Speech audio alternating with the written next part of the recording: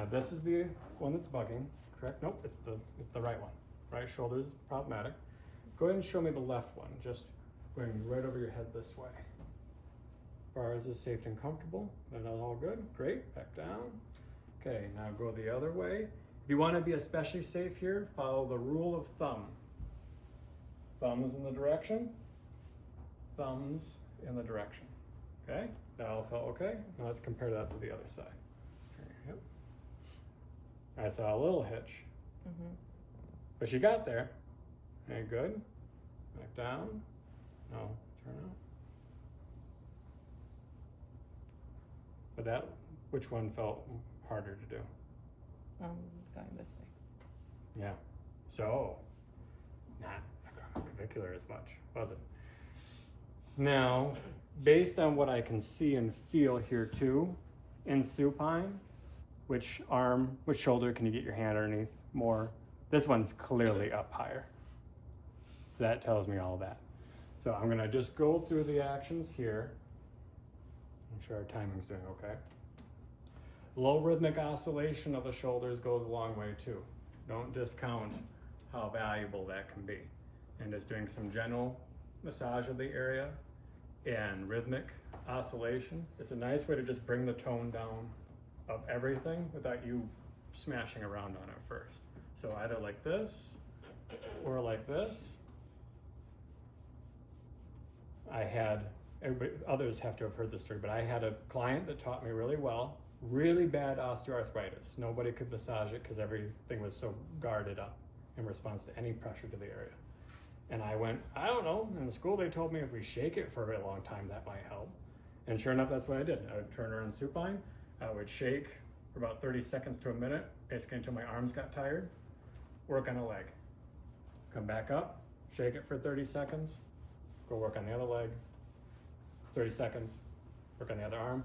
Came back over and it was like a miracle happened. And it was just from rhythmic oscillation. So don't discount that, especially in supine, how easy this is to throw in. You don't gotta turn their arm into a whip. But right there, I can kind of confidently say everything's a little bit warmed up, even deep to the joint. Now here's how I orient my arm for pec minor.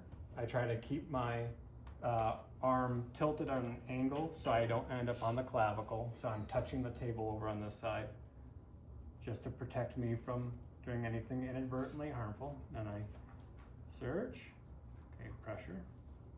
Good. Okay, and kind of just roll your shoulder up into me. There, perfect. And slowly back down, let it go. That'd be a way I could kind of be a bit more targeted on pec minor. Okay, a little bit again, roll up into me. Good, let go. And if anything, what I'm doing is just assessing. I'm only doing that to feel how the unaffected side will compare. Okay, then over here, and I go, all right, now this one, it's a bit of a journey, tends to be intense. I don't want there to be any cutting up of circulation, no nerve signaling down the arm, and also ideally no, like anything that feels like too pinchy on the skin, okay? So I place the hand over on the opposite side of the chest, and this is how I come in. And it should bring the scapula more lateral for you. It protracts it so that it should be easier for you to identify.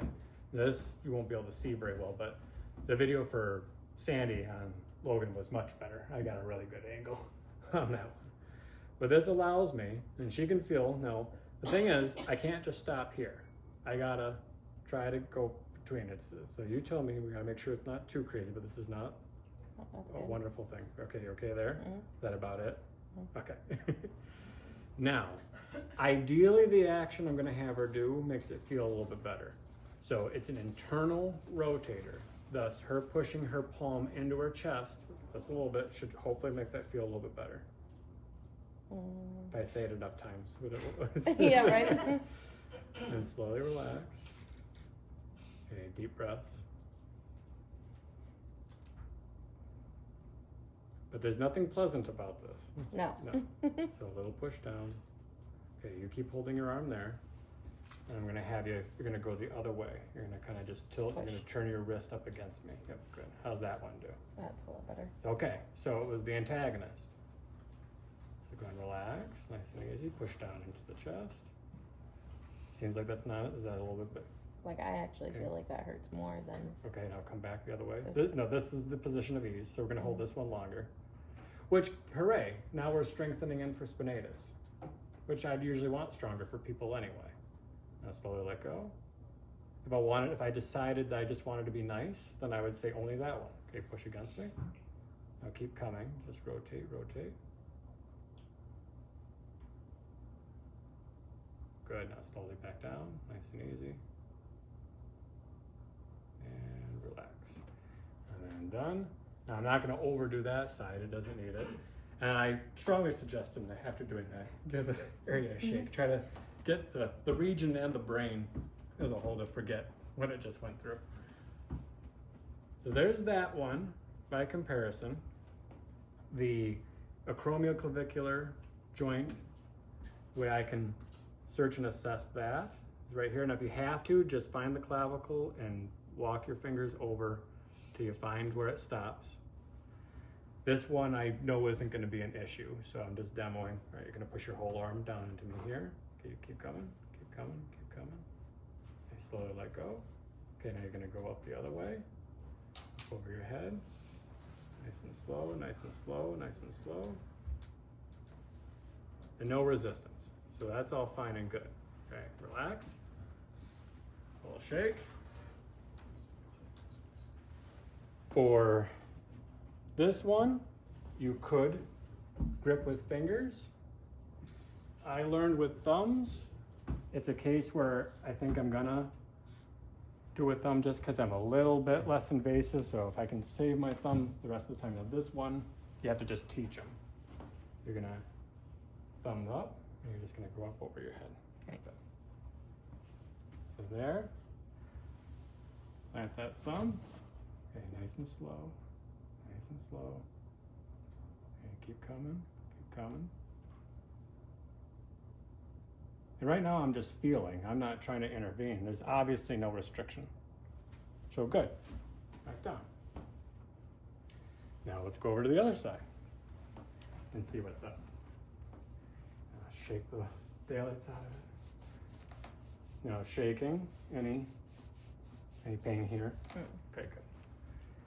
And ideally we do this for maybe a little bit longer. Okay, we're all boring. But you'd be surprised. People think oscillation is doesn't mesh well in relaxation. Okay, so this would be something I really challenge you to try. If you just rhythmically do it, and I try not to just stand perfectly static. That there's a little bit of a back and forth. If you notice, you do it long enough, then people phase into a rhythm. Whatever music you're listening to, like try to be in some kind of rhythm with that, even though it would technically be like 16th notes or something compared to whatever the beat is. But you do this long enough, it's not stimulatory, right? Okay.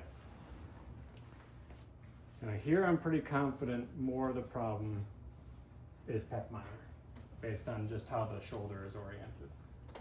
I'm gonna come in and pressure until we're about right. Okay, good. Roll that shoulder up into me. Ideally, does that make it feel a little bit better? Okay, good. So we can hold that and feel okay. Now keep holding. Remember that the research supports being closer to 10 seconds on these holds. So I tend to encourage hold, hold. Okay, keep holding. Big deep breath in. This is my way of sneakily making them hold the contraction longer, as well as incorporating the breathing. And down, slowly let go with the exhale.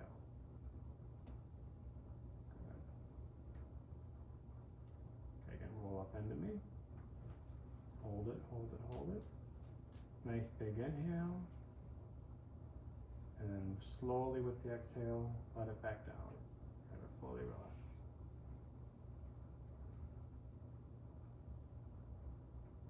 Okay, now, is it more there? More there? Down, I think. Down. Yeah. Okay, so I felt it change, so I was like, I'm gonna let her help guide me. So it was more distal, more inferior at least to where I was. Okay, on a thing.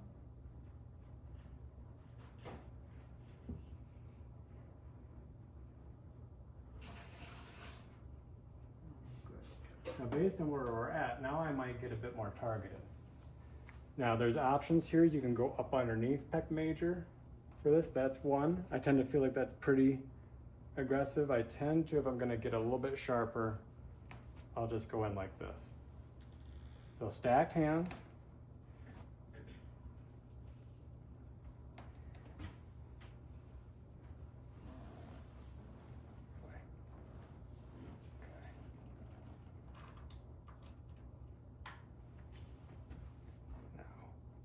Or that way, that way. That way.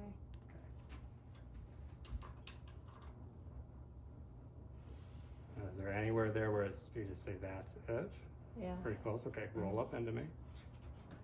Does that feel a bit more targeted than my forearm? Okay. It's a tiny muscle, but at least I warmed up everything superficially with the forearm, right?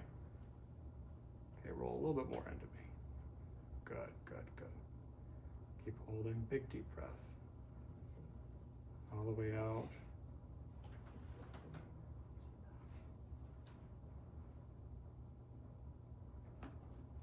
Okay. Now we're gonna do one more, really roll into me, really make it short. Good job. And now she's able to target it a bit more. And big breath. And now this time as you let go, go ahead and search for a little bit of a stretch. You're gonna be kind of rolling your shoulder back down to the table, or if you have to straighten your arm out, or whatever you gotta do, but look for a little lengthening in there. Okay, roll up into me again. And go the other way. Try to open it up. See if you can find a stretch. Good, and let go. Now what's your sense? Does that feel like we got to change? Yeah. Yeah. I didn't see, I saw less suffering in the furrowed eyebrows. So now shake. Now in a session, probably that would be the one, and I would wait for a subscap.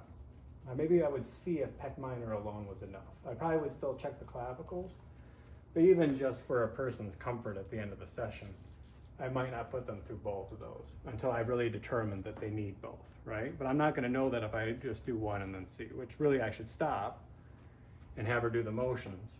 Let's see how much improvement we have, if any. Still that hesitancy right there. About the same, or would you say there's any difference? I would say there's a little bit of difference. Okay. Oh, cool. We know that's some of it, but it wasn't certainly all of it. And this has been around for a little while. Right. So you have to manage your expectations. Okay. Now she went through the first round of it on that side, so we've already taught a little bit what to expect over here. All right. This is where it's a journey. Okay. Make sure no skin pinch. Okay. Look at my fingers. I have to watch with this hand because I have one middle finger likes to go, it's like a little, tends to get hyperextended, so I have to make sure I get it set. So, okay, pressure. Okay. We're good about tolerance right there. Okay, now let's start with what was better the last time. Let's push back up into me. That relieve a little bit? Okay, good. And we'll just go with that. Slowly let go. Now, how does this compare to the other side? Would you say the same or any different? I would say it actually feels good. Better than the other side? Like the pressure feels great. It feels like it's doing something really Right. good. So that probably tells us, okay, which is interesting. Like it can be a case where no, it almost feels relieving. That and that's not always what you'll get here. Now, part of it though too, the benefit of working on the opposite side first is that you can cause a reflexive change of tone as the body just naturally balances itself.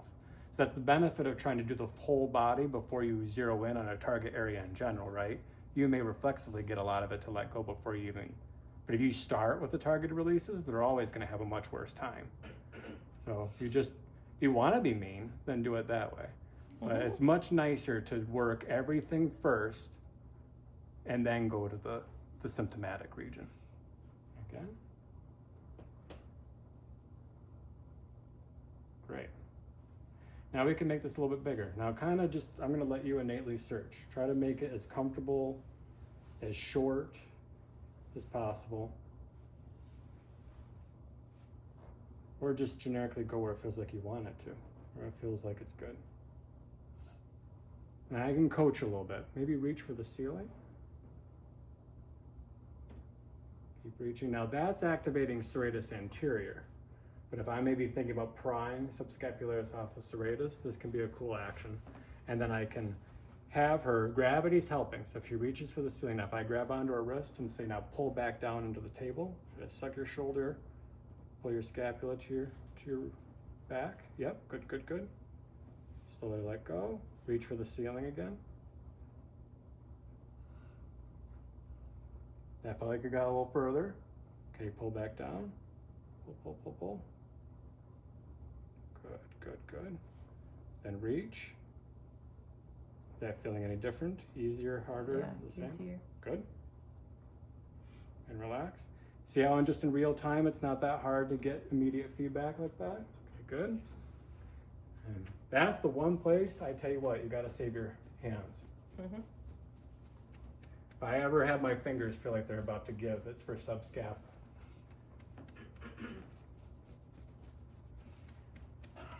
Okay, let's go ahead and do one more. Go ahead and do the action. Now that's, if you had a percentage to put on it, what would you say? 20, 30% more, better? Yeah, I would say it's better, like 30%. Yeah. Okay, that's, and usually if you even get close to 50, you should count that as usually a victory. Now we're gonna look at the clavicular joints just to practice it. This position lends itself well for being able to get resistance in both planes. So I'm here. Now I could put a buffer here against me if I wanted to in order to use both hands. I'm gonna be brave and just have her just push right against me. Go ahead and push right there. Give me a good push. And then real slow, keep your arm touching the table. Reach slowly up over your head. Keep your thumb pointed over your head, good. Keep going, keep going. This one's certainly more restricted. Okay, cut down, nice and easy. Now you have people that where it's restricted, the miracle moments are they go and they hit their point of resistance right there. They can't go any further. And they come back down, they push back up. Now if I can pull this off, I can have them push through resistance like this, but it usually tends to incrementally get better and better for them. Where I would start here, they come back down, push against me, go back up, and it'll keep improving. We're not gonna see that in her as much. And push against me again. Okay, good, let go. And reach up over the head, nice and easy. And I watch for the smoothness as well as the range.